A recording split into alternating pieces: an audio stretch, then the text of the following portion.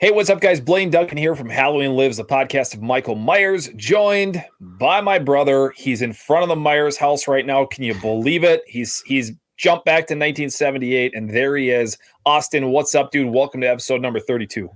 So we're officially into the virtual background era of the show for me. Right now, behind me currently is a broken down mattress or a bed frame, and it just didn't really fit the podcast very well. I am kind of surrounded by some of my Halloween merchandise, Cool. and it's just not set up yet. But Yeah. I'm in front of the Myers house today, and we'll see where the journey takes me over the next coming weeks. As we mentioned in the last few episodes, Austin is he's now officially moved. He was in the process of moving, so his old background had to get torn down and everything like that. So we mentioned we're going to be coming together at some point. We're working on that process, and hopefully we'll have that to you guys sooner than later. But for now, it's just going to be a mystery as to where Austin is. This week he's in front of the Myers house. Who knows? He's like Carmen Sandiego. He's like the Carmen Sandiego of the Halloween franchise. You just got to keep guessing where he's going to be next week, and we'll have to see. But hey, dude, you don't know about this yet, but I've got a special request. I want to read something. We just got this letter 2 days ago, or this message 2 days ago, came to our Instagram, and I want to read you this message because it's something a little bit special for you. It says, "What's up, Blaine and Austin? My name is David, and my wife, Christina, and I are huge fans of the show. We first listened to episode number 15, which was the draft, and we fell in love with the show. We now watch your latest episode every Friday night after work, and we can't get enough. Keep up the good work, boys. David and Christina." I'm not going to say their last name. And then there's a PS, and this is the part that is specific to you. PS, can Austin wish Christina a happy birthday in his Loomis/James Gandolfini voice? Her birthday is next week. So clearly the Loomis, James Gandolfini voice, it hit home with some people. Wish Christina a happy birthday, will you, for God's sakes? Christina, happy birthday from me, and I'll let Austin do it now. Christina, this is Tony Loomis, and let me just Tony tell you Loomis? Tony Loomis, and have yourself a little baked ziti tonight. Have some prosciutto, whatever you gotta do. I shot him 6 times. You know the whole deal. You know the whole story. I wish you and your family the absolute fucking best birthday from me specifically, Tony Loomis. Tony Loomis. There you go. Tony Loomis. Happy birthday, Christina. Thank you guys for being huge supporters of the show. We're obviously very appreciative. Got a whole bunch of new subscribers this last week. And thank you to everyone who's new to the channel. Thank you for subscribing. If this is the first episode that you're watching, hopefully you enjoy it. We've got a really fun one planned out for you for this episode.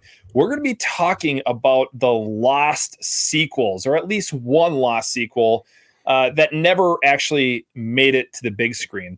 And this is going to be, first off, I'm not sure, Austin, if you are fully aware of all of these or not. Some of them are going to be more well-known than others, but this is something that we're going to do probably on a monthly basis at some point. We're just going to really take a deep dive into all of these lost sequels because, believe it or not, there are a ton of lost sequels. I mean, there are a lot of movies that have never been made with this franchise. So we're going to talk about one of them tonight, and it's going to be what Halloween 4 was originally going to be. And man, I spent the whole day today taking notes, and I got to be fair. So I'm going to give credit right now to 2 individuals who did all the research on this. And that's Dustin McNeil and Travis Mullins, who wrote Taking Shape and Taking Shape 2. If you guys have not had an opportunity to read those books, I know we've talked about them here on the show before. If you've not had an opportunity, go support those guys. They've got a bunch of other books out there that I'm sure would be really enjoyable to read as well. But they wrote these 2 books, Taking Shape and Taking Shape 2. Taking Shape 2 is all about the lost sequels. It's all about movies that were never made. So I took all of my notes from them. So credit goes to them. They did all the work on this. So make sure you guys go out and support those guys and buy that book, buy both the books because they're fantastic. Taking Shape is the one that's just goes through all the sequels that were made and all the behind the scenes stuff.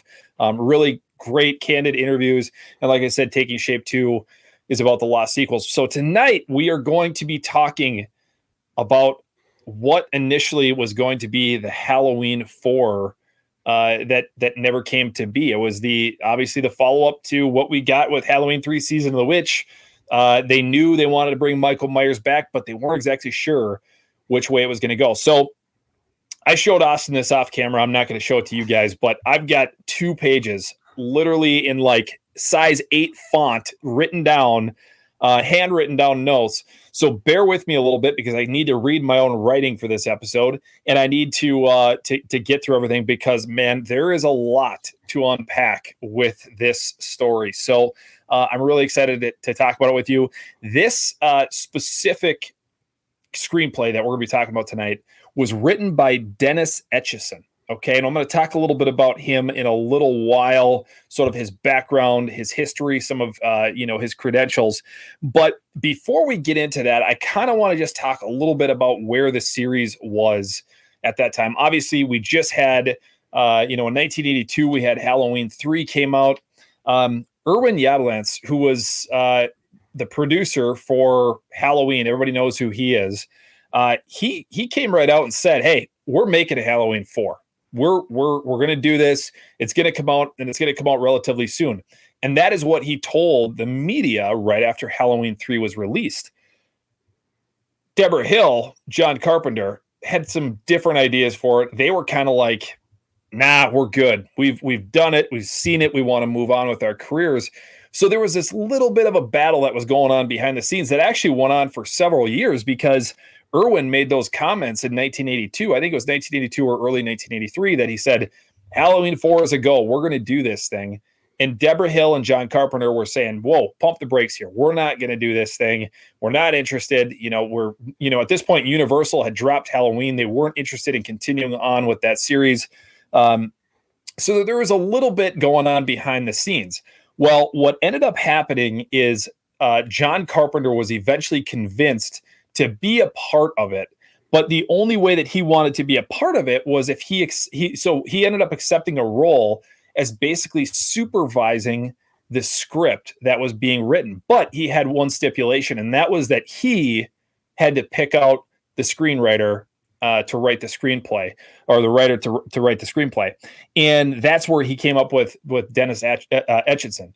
Now, Dennis actually had already had some experience in the Halloween world because he was actually responsible for writing the Halloween 2 and Halloween 3 novelizations. Okay, but he wrote it under a different name as Jack Martin. So if you guys look at the cover of those books, it's Jack Martin, says authored by or written by Jack Martin, but it was this Dennis Etchison. He was the one, and this was the first time he was going to be writing a movie or a screenplay. I mean, he had never done this before. He'd written novels, he'd done different research and done papers and world famous kind of stuff, but he had never actually written a screenplay. Now, what's also cool is that Stephen King called Etchison, quote, "the most real living horror writer in America." That was at that time. So he had a lot of support, not only from Stephen King, John Carpenter, but he was just obviously very well known at that time as being like a true horror writer, which was awesome, right? No, perfect pick for doing this screenplay, for bringing this story back to life after we had seen Michael Myers get kicked off the big screen. We had Halloween 3 Season of the Witch. Michael wasn't around. They knew they wanted to bring him back. So they called Dennis and they said, "Here's the deal. Here's what we want to do.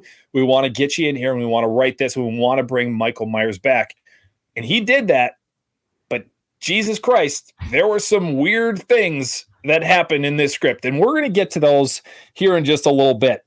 I'm just reading through my notes here. So, we talked about the fact that this was his first screenplay. So really a lot of weight was on his shoulders right off the bat to go from never writing a screenplay before to now you're obviously going to be put in the spotlight with this franchise that was obviously very, a well-known franchise at that point with the 3 movies that had come out. So Dennis ended up writing 3 different versions of the script that was this Halloween 4 movie that came to be. Now, what's really interesting, and I wrote this in all caps because I wanted to make sure that we talk about this, and we certainly will. And I think you probably know enough about this script and where it's going, but this movie crosses the line from, is Michael a man or is he supernatural? It crosses the line. There's no question at the end of this movie that Michael is not a man, he is supernatural. And I think the way that they were writing it was written in a way to separate Michael Myers from the Shape, if that makes any sense. So they wanted people to know Michael Myers died at the end of Halloween 2. Him and Loomis, they burned up. He's gone. And Michael has returned, but it's basically the ghost of Michael Myers has returned, and he is the Shape. What do you think about that? I mean, do you like that idea of having it not be truly Michael Myers and it's really more kind of the ghost, for lack of a better word, and it's the Shape? Yeah, so I didn't know exactly which script you were referring to at the very beginning of this. I read Taking Shape 2 when it first came out, but haven't. It's been a nice kind of coffee table book for me since. And I was sort of wondering if the one that I had in mind, and I won't give anything away for anybody who doesn't know where this crazy train is headed. But you kind of gave me the info I need to know. Yeah, no, I think what is cool about this is, first of all, I put myself back in the shoes of somebody who was around in that time, and looking forward to this next Halloween movie. Hearing that, like, let's bring it to now, even in 2023, if you heard that the #1 horror book novel writer was going to be taking the helm of the next Halloween movie, right, I'd be thrilled. I'd be super pumped that they didn't go classic Hollywood route. And, I'd be happy that they went with somebody who is already thinking very deep. Not that any directors aren't doing that, but certainly to be a writer for a novel, you got to be able to paint pictures in people's imaginations, and it's a little easier to convey kind of really well thought out messages. So I'd be pumped if I was one of these people hearing the news that, one of the greatest horror writers of our time is going to be able to do this. As far as the actual Michael being this supernatural being or a ghost or a spirit or whatever, I think it would have been interesting. It's definitely different than anything we've ever seen before, and it's certainly something that they could try in the future. But I do think that this was supposed to be kind of like a symbolism of fear in Haddonfield, and I think we'll probably get there as the story goes. But I think I'd be apprehensive, but at the same time, I'd feel like, okay, we're under a good regime here. Let's give it a shot. Yeah, well, let's get into the movie, man. I've got a lot of notes, a lot of things that we're going to talk about, and I think it's a very, very interesting story. And if people have never heard about this script, buckle up, because you're in for a ride. You're in for a ride, and you're either going to go, dude, that would have been freaking awesome, or you're going to go, thank you God that they never made this movie. But here we are. So, and I apologize because I'm going to be reading through a lot of this, but so this movie opens, the script, the screenplay, and I'm going to probably call it a movie 100 times over, but when I'm saying movie, I mean screenplay. The screenplay opens up much like 1978 did on the Myers house in the Panaglide. Okay, so picture that we're back now. It's 1988. The house is abandoned. The house looks like it is up on your screen right now, and we follow the Panaglide around the Myers house. We go into the Myers house, and we go up the stairs. It's dark, and we find ourselves in one of the upper bedrooms. And here we see Michael Myers standing there.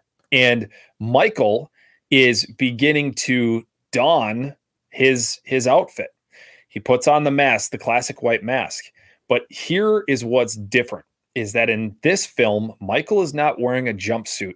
Michael is wearing a black t-shirt and black jacket along with the Michael Myers mask. So for whatever reason, right off the bat, they decided to change things up. They decided to get rid of the coveralls and get rid of that classic look that we saw in 1978. Not really sure what the reasoning was behind that, if they just were looking for a different direction, or they thought, well, how are we going to explain that he's got, he needs to get coveralls, but at the same point, how are they going to explain that he's getting a new mask? Because if the mask burned up in H2, just a lot of things didn't really make sense. But I thought that was really interesting. Kind of a cool idea to open the way that they did, right? Even though I like the way H4 opened, the real H4 opened. But it would have been interesting to see that. So they return to the Myers house right away. And Michael's sitting there, man, and he's putting on his black t-shirt and black jacket. Yeah. And this is, I think, definitely a sign of the times. We're getting sort of a punk rock looking Michael from the way I remember it described. And yeah, I think, to a degree, when you see a casual fan dressing up like Michael Myers for Halloween, usually you're just guaranteed that white mask and some sort of dark clothing. And so, this would have been interesting to see. We've seen it done with Jason in almost every other film. It would have been weird though. That would be the first time we're getting Michael outside of, Child or Rob Zombie movies in anything other than the coveralls. Yeah. So it's 1988. We're 10 years after the original. We find ourselves in Haddonfield. Haddonfield is still very much paralyzed by what happened in 1978. The town does not celebrate Halloween. They want nothing to do with Halloween. The kids aren't allowed to go trick-or-treating, nothing like that. They are still very much in fear of the serial killer that was Michael Myers, even though he supposedly burned up 10 years earlier. So, everything has been banned in Haddonfield. As far as the parents go, they want nothing to do with that. So the script focuses, or one of the focuses of the script, which I really liked, was the fact that they focused on a teenage Tommy Doyle and Lindsay Wallace and some of their friends. And realistically, in this script, Tommy Doyle is like he's the rebellious asshole teenager kid who's like, why are we still talking about this? The dude is dead. Lindsay is a little bit more reserved. She maybe agrees with him, but she's not as open to the idea of just welcoming Halloween back in Haddonfield. So I do like that, because we had this huge gap between 1978 and obviously Halloween Kills, when we, didn't know who these were Lindsay and Tommy really went to. If you forget about Halloween 6, right? If you're going by the latest trilogy, you don't really know what happened to these two. So you get this now, these teenage years of these two characters, which I thought was a really cool idea. And I would have loved to have seen that, in a film at some point. Lindsay has buried the psychological trauma of that night, while Tommy doesn't understand, again, the town's paranoia. He's like, whatever, I don't get this whole thing. So we get a really weird scene that happens very early on in the film where Lindsay's mom, who is a main, I don't want to say a main character, but she's a supporting character in this movie, or supporting cast in this movie, where Lindsay's mom wakes up, or she's having a dream. She doesn't know it's a dream, I guess, at the time, but I think she was asleep on the couch or something like that. And she goes and she looks, and here's Lindsay. So this is going to be very reminiscent of what we actually got in Halloween 4. Lindsay standing on the stairs holding a knife. And now this is where shit starts to get a little weird. Lindsay all of a sudden basically splits in half, and Michael bursts up through her, and Lindsay's mom runs into the street, but now the street has turned into a river of blood, and Lindsay's mom wakes up. So we get some really kind of weird, wild things happening kind of right at the beginning of the movie. Not only now have we seen Michael not in his jumpsuit that we know him, or his coveralls, but you're starting to see some of these supernatural tones sort of find their way into the film. So we get the return of Sheriff Brackett, which I thought would have been really cool. Sheriff Brackett is back, and he is trying to ensure that it's another quiet night in the town of Haddonfield. So he's called in a whole bunch of troops. He's called in more officers, more sheriff's deputies, and they're going to help just to make sure that everything is quiet that night in Haddonfield. But obviously their worst fears come to life when Michael is, we find out that Michael's back. Now, the first kill that we get from Michael actually doesn't even happen until almost midway through the script. And that takes place at a pumpkin patch, which you and I think have talked about before. Why in the hell has there never really been a pumpkin patch in any of the movies that we've ever seen? The fact to see Michael in a pumpkin patch, I mean, it's like peanut butter and jelly. They go hand in hand. Why would you not do that? No, and it was even in the promotional material for Rob Zombie's Halloween 2, but that scene never came to fruition. You get Michael walking through fields, but the Haddonfield is their mascot is the Huskers. We get plenty of like farm town imagery, especially in what would become the real H4, and then moving on from that. It is weird. We grew up in a farm town. There were pumpkins everywhere, man. I want to see Michael Myers surrounded by that orange imagery. And maybe it has to do with the fact that, they're filming a lot of these movies in Los Angeles or whatever. But come on, that's got to be a thing. Should this series ever get remade or when it gets taken to the next step. Yeah, no, I agree with you. So at this pumpkin patch, Michael bursts out of a pile of pumpkins. And he proceeds to essentially kill this worker, this girl who's there working. She gets buried in the pumpkins, and he comes out with a knife and just slashes the shit out of her. And that is the first death that we get in the film. And again, this is almost midway through the film before we get our first Michael Myers kill. And I'm going to talk a little bit more about that later. But to this point in the script, we haven't seen a whole lot of Michael. We've just seen a lot of these supporting characters. And we start to learn, or we do learn, that the local drive-in just outside of town is doing a horror-thon that Halloween night. And the town of Haddonfield is up in arms. They're so upset that this is happening. And that the parents and the families are trying to shut this thing down because they're so nervous, that Michael will come back, which obviously at this point we know that he's going to. So also one of the main or the lead supporting characters, and it's kind of weird because throughout the script we bounce back and forth between Lindsay and Tommy and Lindsay's mom, and then all of a sudden we get introduced to another character who we actually saw in Halloween 2, and that's WWAR reporter Robert Mundy, who we saw in Halloween 2. He's the one doing the talking outside of, I don't remember if it was I think it was the Wallace house.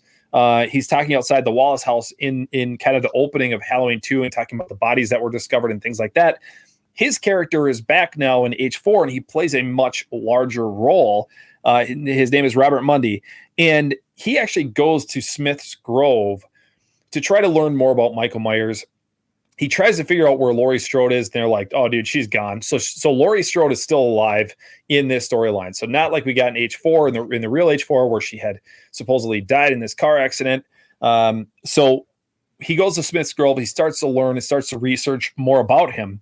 And he learns some very specific things about Michael Myers that I thought were really interesting. So number one, so it says Mundy, or these are my notes, that Mundy learns through written reports that Michael was feared as, quote unquote, a dark god within the hospital, and that other inmates referred to him as, quote unquote, the Lord of the Dead, which is like, whoa, we're getting deep here. I mean, this is, so we're going into the Sam Hain thing or the Samhain thing.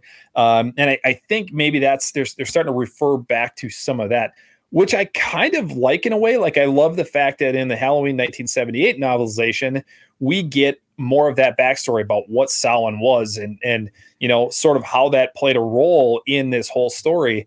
But what do you think about that piece, that they're calling him a dark god and the Lord of the Dead? Well, it's interesting, and I'm going to try to say my point here that we always talk about, that the best Michael Myers is the Michael Myers with no motivation, no history or background that we know of. But that aside, I think you've got 1978, which plays that role.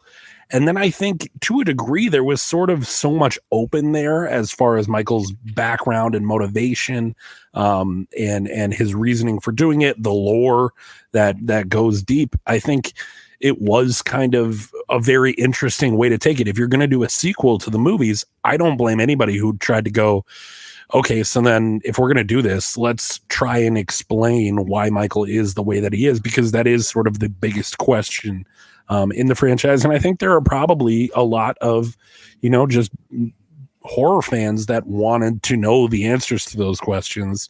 And now we have the luxury of looking back and going, okay, we got a couple different explanations. I don't want any of them. But back in the day, I think that would have been a huge ask. I like the idea of him being connected specifically to the date of 1031. I think that is, a cool way to tie it into the name of the franchise and why he's only coming back usually on Halloween night. But yeah, no, so far I'm cool with it. I think it expands on what was in H2 that wasn't really touched at all in the H4 that we got. Right.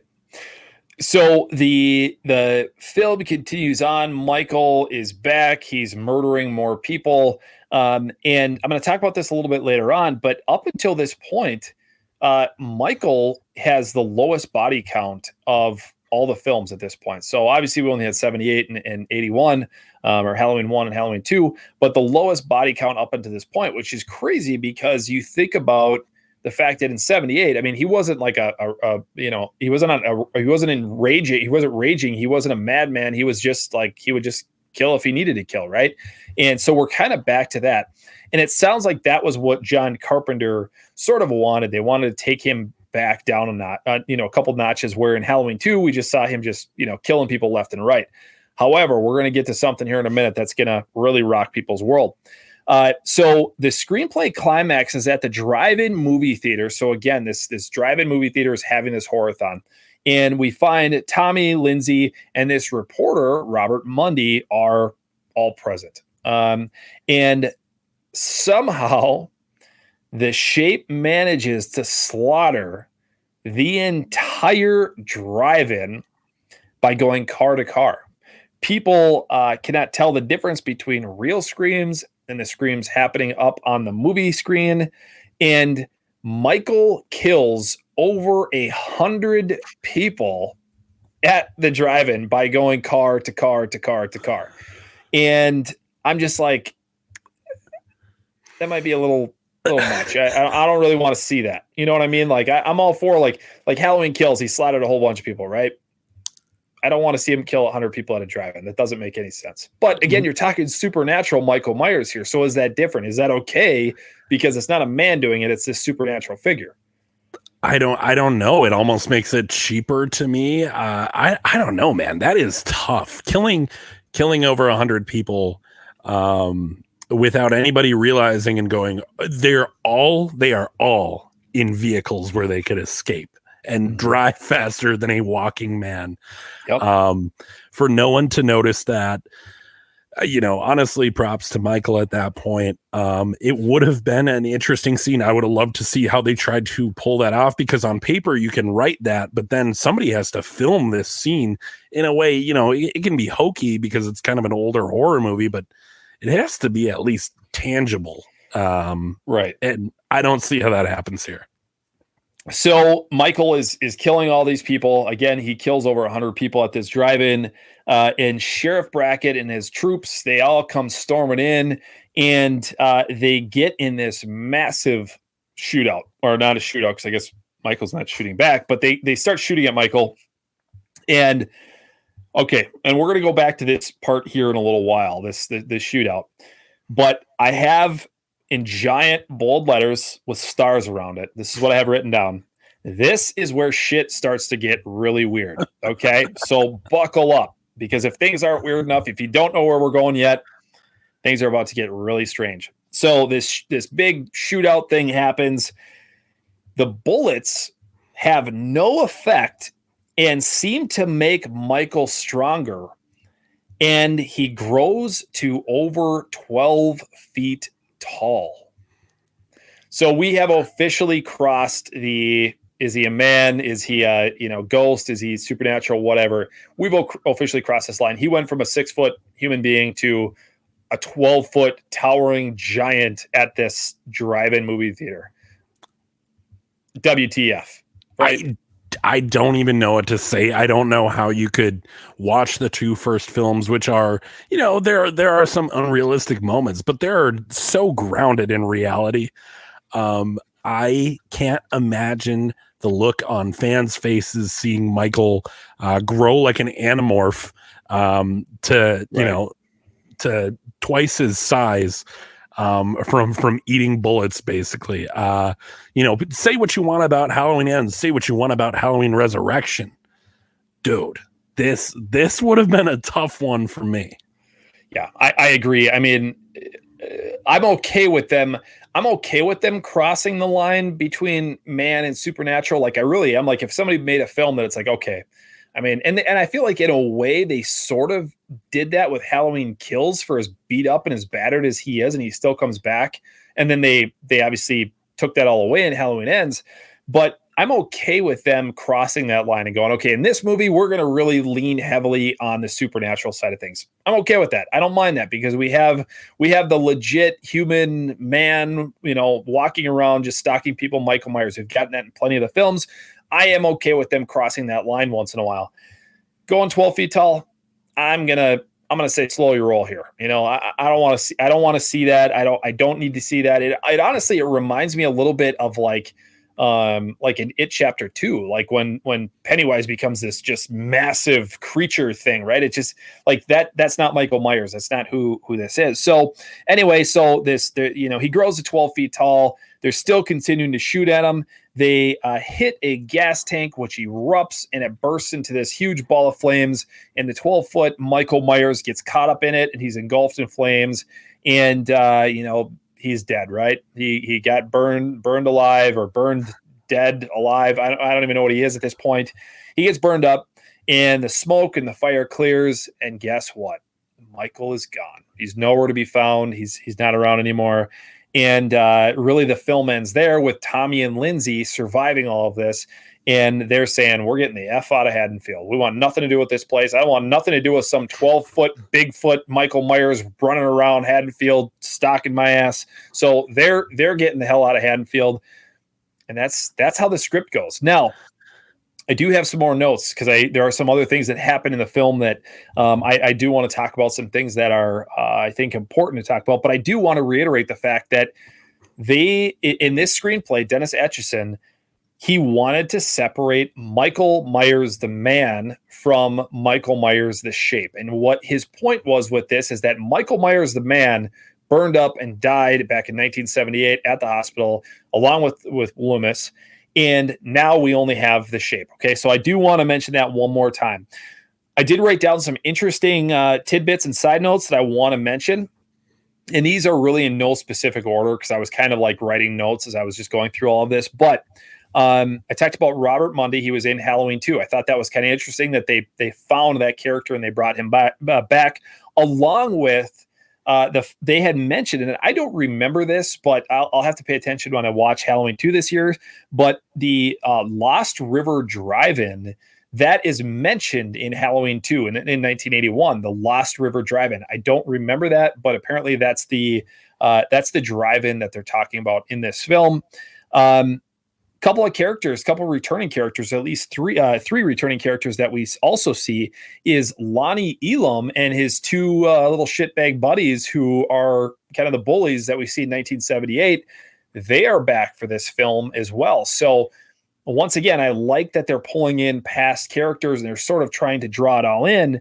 But one thing that they bring back into this film that I am not a fan of at all, I'm not a fan of them crossing these worlds, is that there was a scene where the kids are singing the Silver Shamrock Happy Halloween song in the film, or in the script, which I thought was like, how the hell? So they're really trying to mesh that back, those worlds together. And I just don't think those worlds can collide, because I feel like it's just a disaster. Well, what's interesting is like almost all the points you have there is like, it makes me think that whoever was working on this story, the screenwriter and whoever else was part of that process, they really were fans of the first, I guess, 3 films, not just the first 2. and there's a lot of like callbacks. I mean, grabbing the same drive-in theater that was mentioned probably in one line of dialogue in Halloween 2 and building a scene off of that's good storytelling and good like world building that makes everything feel cohesive. It's one of the things that I really appreciate with the new trilogy when they're mentioning DJ Willie the Kid in the second one and whatever. I appreciate those little callbacks. But then, at the same time, it's just really weird when you try to throw in Halloween 3, which has a clip of the bar playing Halloween 1. Right. And doesn't I don't make know. any sense. I think Halloween 3 works in its own universe, just like the subsequent films that would have been in that anthology series would have worked in their own universes, not a shared thing. Right. Yeah, I completely agree, which I still love the idea of this Halloween anthology. I mean, don't get me wrong. I love every single one of the Michael Myers movies, but it would have been really interesting to see kind of how they would have gone with that, what direction they would have taken it. And quite honestly, what other stories we would have gotten out of that franchise if it had been more of that anthology like it was originally intended to be. As I mentioned, Michael Myers has a surprisingly minimal role in this film, much reminding me a lot of Halloween Ends. We don't get a lot of kill scenes from Michael, and until the end when he just goes apeshit and kills everybody. But I did think that was interesting, and I wonder how that would have worked back in 1988. Would people have been as pissed off as they were in 2022 when we got Halloween Ends, when Michael really isn't killing anybody, and you don't really see him a lot until you get this sort of grand finale at the end between Laurie and Michael in this showdown? Like, I wonder if people would have been as equally pissed off, or because we had in 1978 where he wasn't really going nuts, like, would they just refer back to that and go, oh, well, he's not really, it's not really his main goal is to kill everybody. It's just he's got like a purpose to kill certain people. So I don't know. I thought that was kind of interesting. Once again, more than 100 people are murdered by the time the film ends at the drive-in scene. And then Michael, this is another thing. So Michael he seems to grow more as far as his supernatural his supernatural abilities seem to grow larger and stronger as the town grows with their fear level. So, and an example of that is there is one scene that takes place at the Myers house where one of the local kids grabs a rock from outside and he throws it through the window of the Myers house.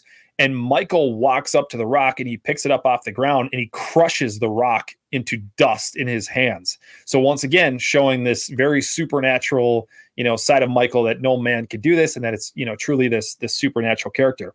And then finally, my final note on all of this, and then we can really start to just digest it however we want to. Once again, going back to the fact that Michael is completely supernatural in this film.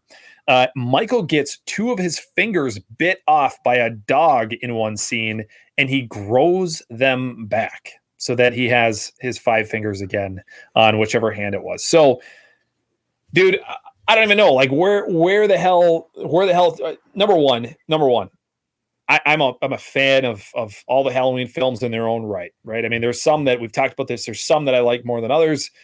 There's obviously some that I'm like, I could pass on them, but they're still Halloween films and I'll always enjoy them. I don't want to see this film. I'm really glad that they didn't make it because my God, where would the series have gone from here? If this is Michael that we know in 1988, would we have even gotten a chance to get the David Gordon Green trilogy or any of the other films? Because I feel like this is really setting a new tone for the entire series, where he is now he's like a Freddy Krueger type character, right?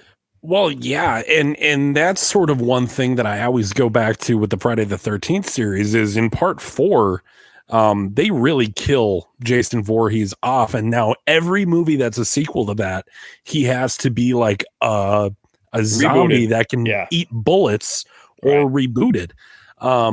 So it gives kind of the character of Michael Myers a problem moving forward, because even though, yes, it's unbelievable that he survives all these situations, that's sort of what you got to deal with. But the idea is that he is still flesh and blood, and not sort of this spiritual being. And I think it would have created huge problems down the line, because we're like, even for me, like, okay, so he can get shot, but his weakness is fire. What are the like limitations of him being this ghost? Right.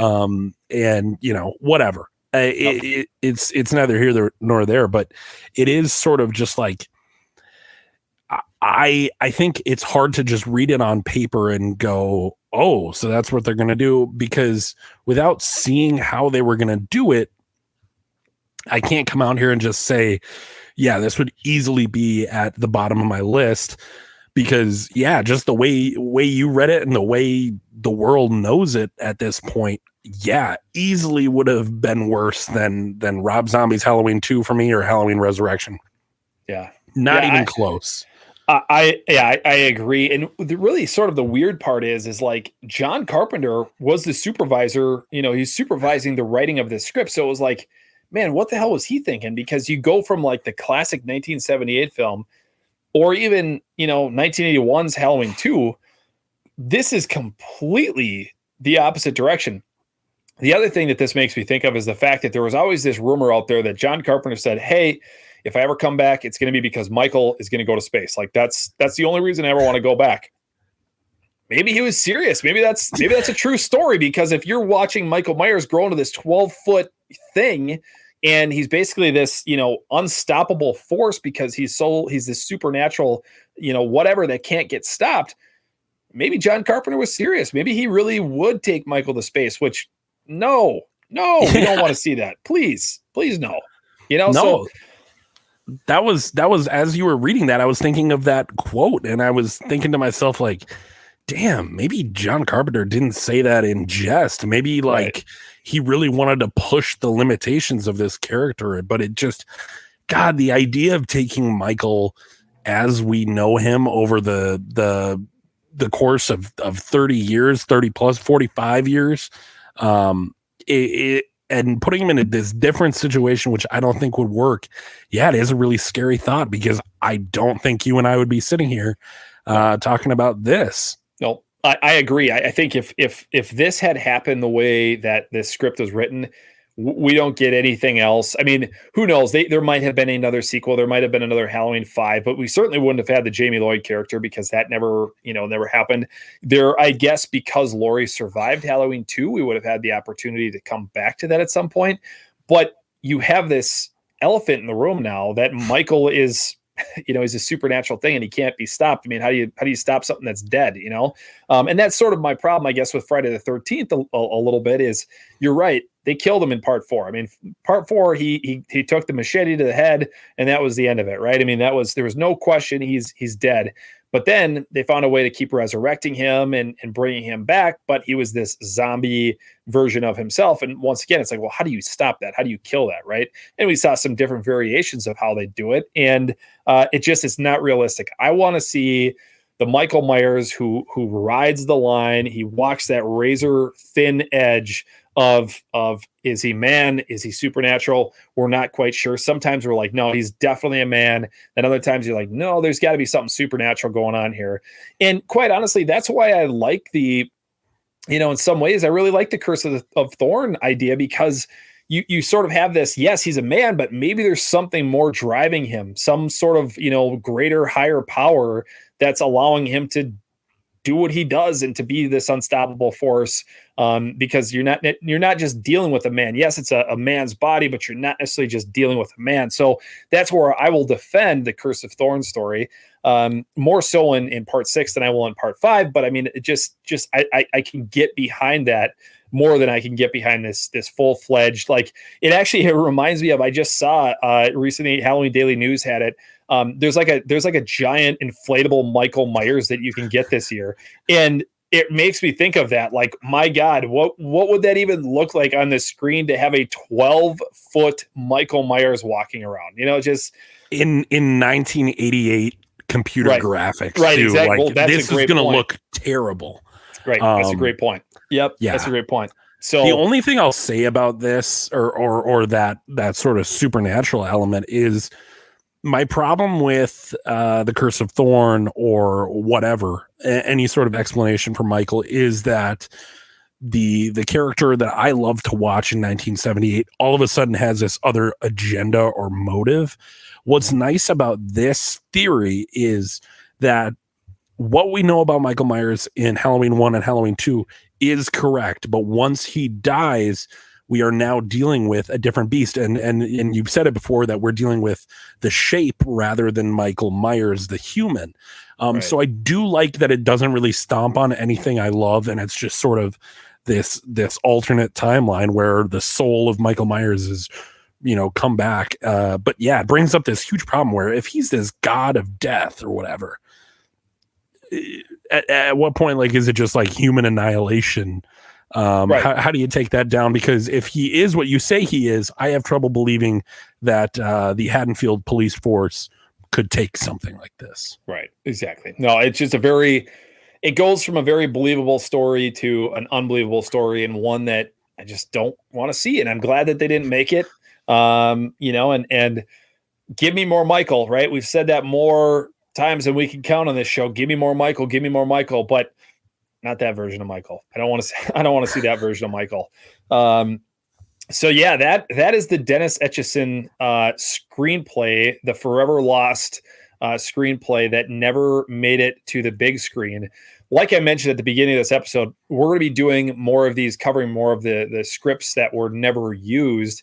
And there's actually a few more from part 4 that we'll get to at some point, because there's one that I think was kind of an interesting idea that obviously never happened. But there's a whole bunch of them out there. There's a whole bunch of screenplays out there that people have written over the years. And some of them maybe you've heard, some of them maybe you haven't heard, and we're going to cover them all at some point.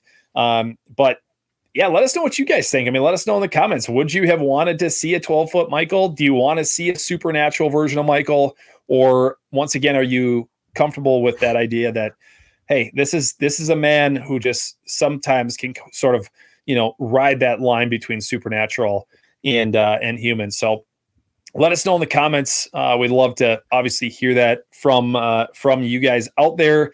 We do want to mention before we leave tonight that we do have a fan of the week that we're going to be talking about. And this guy's super cool. Had some conversations with him kind of online or through Instagram.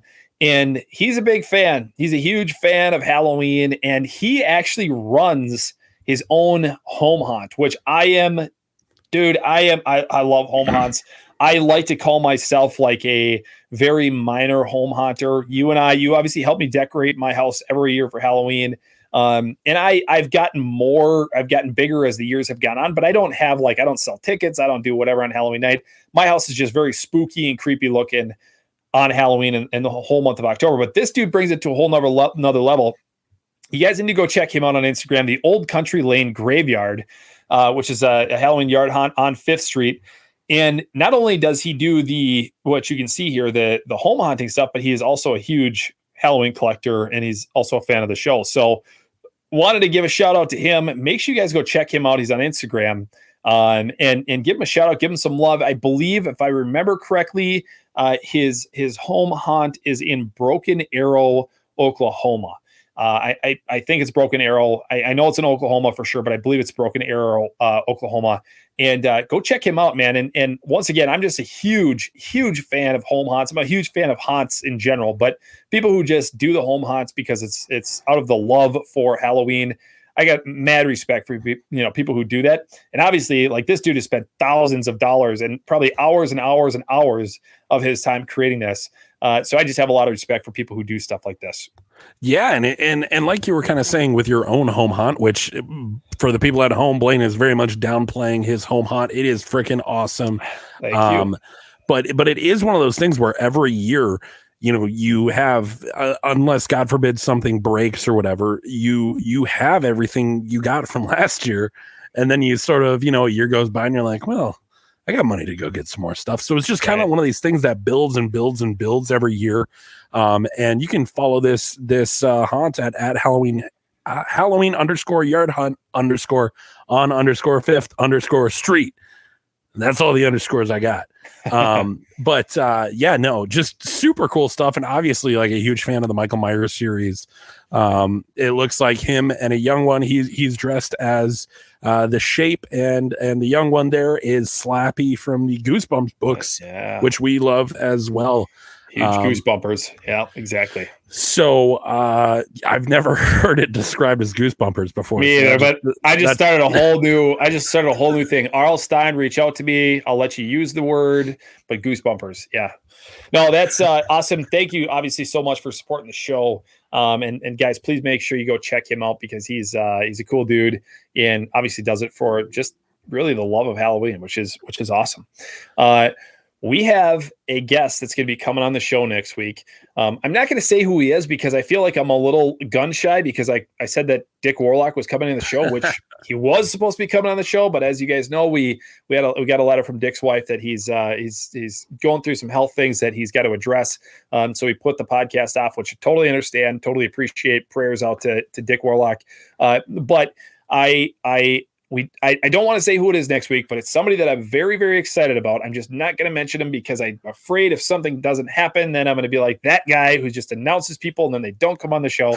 So here's what I can tell you is that it is going to be really sweet. You guys want to make sure that you are tuning in next week because it's going to be a really fun episode. And I'll just kind of give you a little bit of a preview. It's that we're going to be talking about Halloween 45 specifically. And I'm going to leave it at that. I'm not going to say anything more, but we're going to be talking about Halloween 45 with this guest.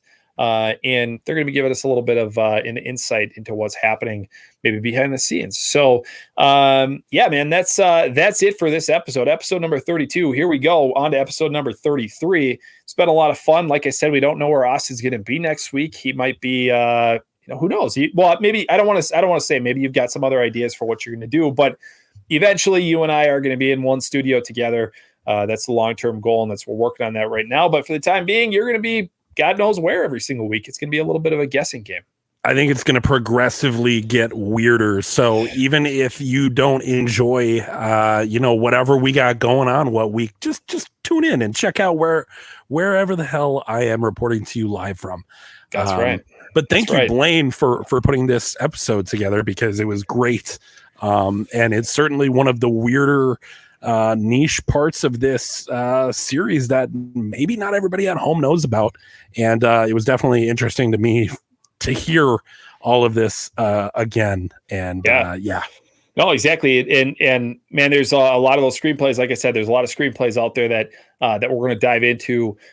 Just a fun idea to kind of explore some of the movies that were never made. And that's exactly what we want to do. So that's going to do it for this episode number 32. It's been a lot of fun. Thank you guys for all of our new subscribers. Thank you guys for joining the channel. If you've not subscribed yet, please make sure you hit that subscribe button, hit the bell for notifications. Hit us up on Instagram at halloween.lives.podcast. Give us a shout out. Let us know that you're listening. We obviously appreciate every single one of you guys. So that's going to do it for this episode. I'm Blaine Duncan. That is my brother, Austin. We will see you guys next week for episode number 33.